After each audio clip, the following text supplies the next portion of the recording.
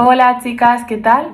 Bueno, ya estamos ante el segundo vídeo. Si estáis aquí es porque ya habéis visto el primero, que bueno, en él al final hablábamos un poco de forma introductoria pues sobre qué es la disfonía, por qué aparece con tanta frecuencia en los docentes y cuáles son un poco las señales de alarma que nos pueden indicar que algo no está yendo bien o que puede haber un problema vocal. ¿Qué vamos a aprender en este segundo vídeo? Algo que me parece muy importante, y es cuáles son los hábitos vocales que quizá no estamos haciendo del todo bien y cómo podemos mejorarlo. Muchas veces pensamos que al final los problemas de voz pues de un día para otro aparecen, pero al final esto conlleva pues una sobrecarga, donde esa voz pues poquito a poco se va sobrecargando debido a pequeñas conductas que repetimos casi sin darnos cuenta, pero que están muy presentes en nuestro día a día. Y esto es muy importante entenderlo. ¿Por qué?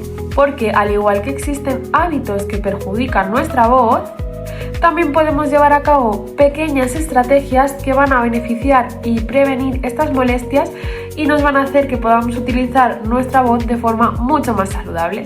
Así que vamos con ellas.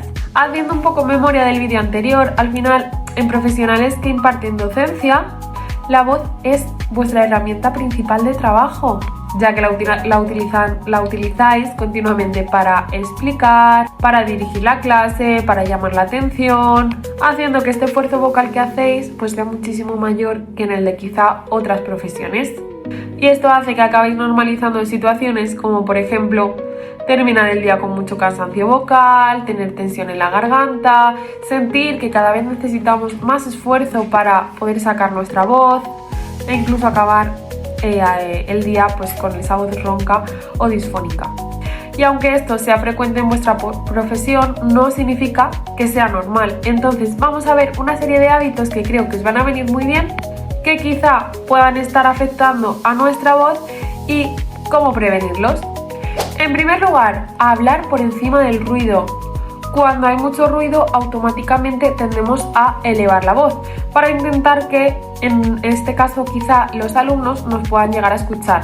¿Qué pasa? Que si al final repetimos este acto de forma continuada varias veces al día, esto va a suponer un gran esfuerzo y va a perjudicar nuestras cuerdas vocales. En una formación que hice nos decían que hay dos tipos de personas: las que cuando viene el metro y están hablando, continúan hablando elevando más la voz, y otras que cuando viene el metro mantenemos ese silencio y volvemos a seguir hablando cuando el tren ya ha pasado. En vuestro caso tenemos que intentar ser las del segundo grupo. En este caso, pues ¿qué estrategias podemos usar? Esperar unos segundos a intentar que haya silencio, utilizar señales visuales, apoyarnos con gestos, intentar acercarnos de forma física al alumnado o intentar establecer en el aula dinámicas que nos permitan no competir constantemente con él. Al final tenemos que entender que cuanto más forzamos la voz, pues más tensión vamos a acumular. Vamos a pasar con el segundo hábito, que está muy relacionado: gritar o elevar mucho la voz.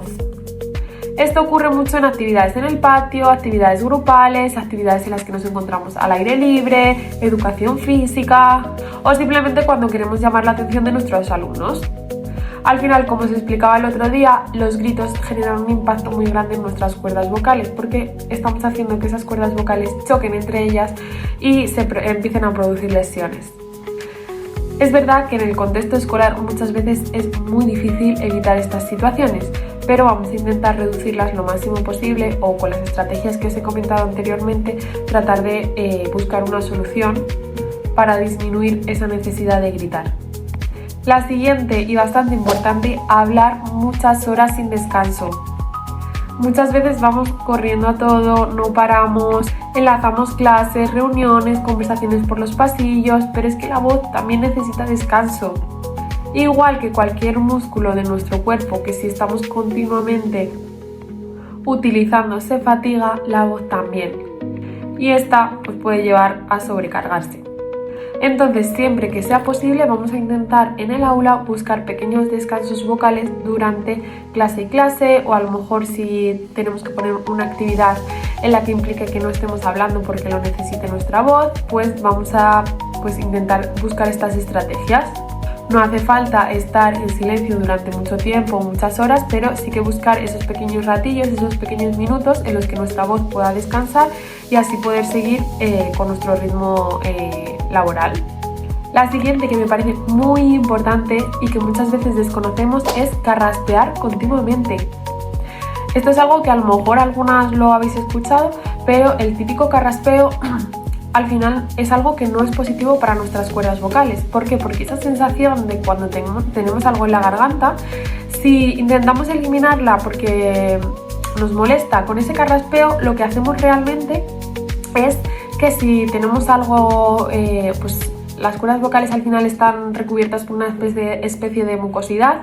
Entonces, si carraspeamos, esa mucosidad lo que hacemos es como que se mueve, pero no la eliminamos. Entonces, ¿qué alternativa podemos hacer ante esto? Para no irritarlas más, vamos a intentar beber un poco de agua para ver si se nos pasa. Si no tenemos agua, vamos a intentar tragar saliva. Hay veces que también con bostezar se nos puede quitar, o realizar una pequeña tos, ¿vale? Intentando que no sea muy fuerte para que realmente, si tenemos que eliminar esa mucosidad que tenemos en la garganta, se elimine, y no que con un carraspeo lo que hagamos es moverla y que al rato vuelva otra vez a aparecer. Al final haya un carraspeo continuo y lo que estamos haciendo es continuamente hacer que nuestras cuerdas vocales choquen entre ellas, generando una mayor irritación. Otro hábito que quizá tampoco estamos haciendo bien es hablar desde lejos. Con esto me refiero a que muchas veces cuando damos alguna explicación nos limitamos a estar en una parte del aula y entonces tenemos que proyectar la voz mucho más.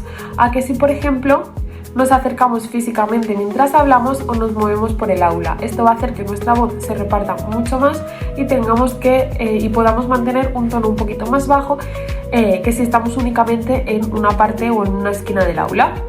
Además, es muy bueno que mientras vayáis explicando caminéis por el aula, porque esto nos va a ayudar a proyectar más la voz y a reducir el esfuerzo vocal. Otro mal hábito que hacemos y muchas veces no nos damos cuenta y es muy frecuente es tener una mala postura y tensión corporal. Como ya os dije en el anterior vídeo, la disfonía está muy asociada a dolores musculares, a tensión en el cuello, gente que tiene que acudir de forma frecuente al fisioterapeuta.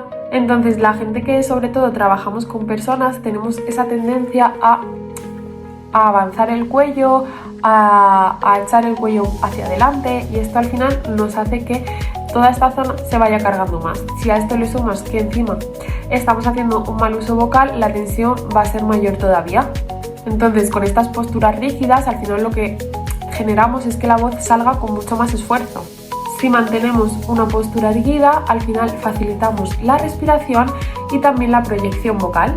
Y otra cosa que en este sentido también puede ser muy importante es realizar estiramientos. Acostumbrarnos a varias veces a la semana, nada más levantarnos, realizar estiramientos de cuello nos va a beneficiar nos va a ayudar a reducir esta tensión durante el día. Y otro hábito que también es muy frecuente y está muy asociado a vuestra profesión es hablar cuando estamos tensas o muy nerviosas. Como ya mencioné también, el estrés afecta directamente a la voz y es un factor muy importante a tener en cuenta. Muchas veces cuando estamos más nerviosas, tenemos más tensión, hablamos con mucha más fuerza y esto genera que apretemos más la musculatura del cuello y por ende la de la garganta y la de las cuerdas vocales. Entonces tenemos que buscar pequeñas estrategias de relajación que nos puedan servir, o simplemente parar unos segundos y respirar antes de hablar también nos puede ayudar mucho. Entonces, si tenéis un mal día, tenéis más estrés por el trabajo, vamos a intentar ese día cuidar más aún nuestra voz. Y un poco estos serían los hábitos que como profesionales de la educación pues os pueden afectar de forma más directa. Pero también hay otros hábitos generales en nuestro día a día que también pueden estar afectando a nuestra voz y que deberíamos tener en cuenta. El primero, y creo que es el más importante, es la hidratación. Muchas veces no llegamos ni siquiera a tener tiempo para beber agua, pero es muy importante tener una botella de agua siempre cerca y no beber mucha agua durante únicamente una vez, sino ir dando pequeños sorbitos durante el día.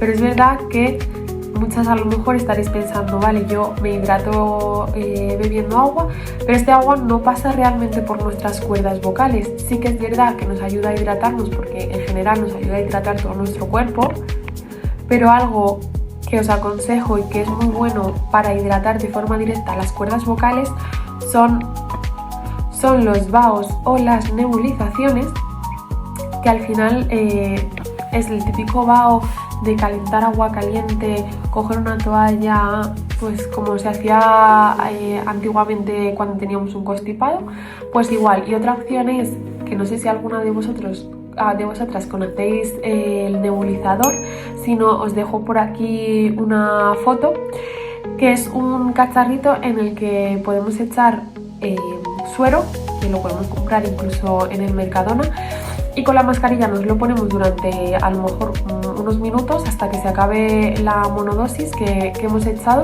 y simplemente tenemos que respirar ese vapor que nos va nebulizando el nebulizador, tanto inhalándolo por nariz como por boca. Y esto al final lo podéis usar pues si llegáis a casa después del trabajo, si habéis tenido un día más cargado, que sintáis que tenéis las cuerdas vocales más secas, que estéis peor, os lo ponéis cuando lleguéis a casa, ¿vale? Un ratito, y ya veréis cómo poco a poco esto os va a ayudar bastante. Otro factor muy importante que nos afecta de forma muy directa a la voz es el tabaco. Si fumáis, al final el tabaco sí que afecta directamente a las cuerdas vocales, generando muchísima irritación y provoca alteraciones muy importantes en la voz, llegando incluso hay una enfermedad una patología que es el edema de Renke, que es también pues una patología de las cuerdas vocales que sale únicamente a las personas fumadoras, que además tienen un uso vocal bastante elevado, como podría ser el vuestro. Entonces, si fumáis y además tenéis un uso muy frecuente de la voz en vuestro trabajo, pues seréis más candidatas a tener esta patología.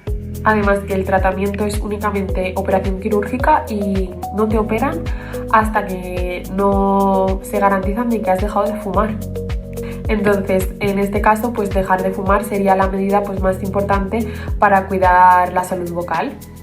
Por otro lado, la cafeína, el alcohol y los caramelos mentolados. Este último muy importante porque es algo que tampoco conocemos y es muy frecuente que cuando estamos peor de la voz, lo típico que nos dicen, un caramelito de menta, pensando que nos va a aliviar, pero sin embargo, pues tanto la cafeína como el alcohol generan esa deshidratación que no nos beneficia, por lo que he dicho antes, y el abuso de caramelos mentolados también puede generar más sequedad y más irritación. Entonces, ante esto, una buena hidratación y intentar sustituir esos caramelos mentolados, pues caramelos de miel, caramelos más suaves que pues no generen esa sensación de cuando te comes un caramelo de menta que luego sí que notas la garganta más seca, pues es que realmente hace el efecto contrario. Entonces vamos a buscar caramelos más suaves. Lo mismo pasa con las bebidas muy frías o muy calientes. ¿Por qué? Porque las temperaturas extremas pueden irritar la mucosa. Muchas veces pues lo mismo, un caldito calentito, vale, un caldito calentito, pero no vamos a pasarnos de temperatura en ese caldito. Entonces, siempre que sea posible, pues vamos a optar por temperaturas más moderadas. Ambientes secos y aires acondicionados. Muy importante, que esto también es algo que está muy presente en nuestro día a día, y ahora que viene el verano más todavía. También aumentan esa sensación de irritación y de sequedad vocal. Entonces, muchas veces, si tenemos la oportunidad, vamos a intentar evitarlo. Si por ejemplo estamos en un restaurante y nos han sentado en una mesa donde nos dé directamente el aire acondicionado, pues vamos a intentar, en la medida de lo posible, preguntarle al camarero si hay una opción de poneros en otra mesa en la que nos esté dando de forma directa ese aire acondicionado. Lo mismo con el coche, vamos a intentar no ponernos el aire acondicionado de forma directa hacia nosotras. Vamos o bien a apagar esa parte del aire o moverlo y que no nos dé de forma directa.